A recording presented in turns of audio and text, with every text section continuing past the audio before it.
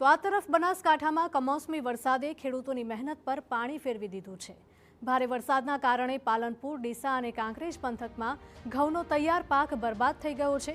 ખેડૂતો માટે આખા વર્ષનો આધાર ગણાતો ઘઉંનો પાક બજારમાં વેચીને આવક મેળવવાની આશા હોય છે, પરંતુ કમોસમી વરસાદે ખેડૂતોની આ આશા તોડી નાખી છે। ત્યારે ખેડૂતો સરકાર પાસે તાત્કાલિક નુકસાનનો સર્વે કરી યોગ્ય વળતરની માંગ કરી રહ્યા છે।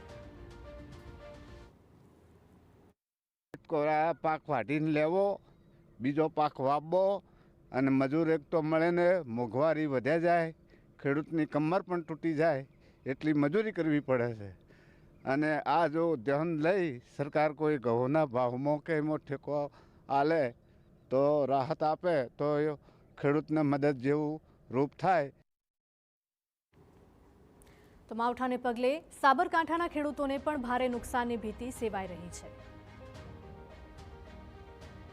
સાબરકાંઠાના હિંમતનગર, પ્રાંતિજ અને તલોદ સહિતના અનેક વિસ્તારમાં ગઈકાલે ભારે પવન અને ગાજવીજ સાથે કમોસમી વરસાદ ખાબક્યો, જેને કારણે ખેતરોમાં તૈયાર થયેલા ઘઉંના ઊભા પાકને મોટા પાયે નુકસાન પહોંચ્યું છે। ખેતરોમાં ઘઉંનો ઊભો પાક જમીનદોસ્ત થઈ ગયો છે, તો કેટલાક ખેડૂતો કે જેમણે લણણી કરી લીધી હતી અને પાક ખેતરમાં જ રાખ્યો હતો, તેમની સ્થિતિ વધારે કફોડી બની ગઈ છે। વાઢેલ પાક પલળી જવાને લીધે તેમને ડાઘ પડવાની ભીતિ છે અને આવા ડાઘવાળા અને પલળેલા ઘઉંનો ભાવ પણ ન મળવાની ચિંતા છે। હાલ ખેડૂતો પરેશાન થયા છે। ગઈકાલે કમોસમી વરસાદ અને વાવાઝોડા સાથે વરસાદ પડ્યો, એના કારણે ઘઉં છે પલળી ગયા અને હવે એ ઘઉં કાઢીએ તો એની ઉપર ડાઘી પણ પડી જાય વરસાદના કારણે।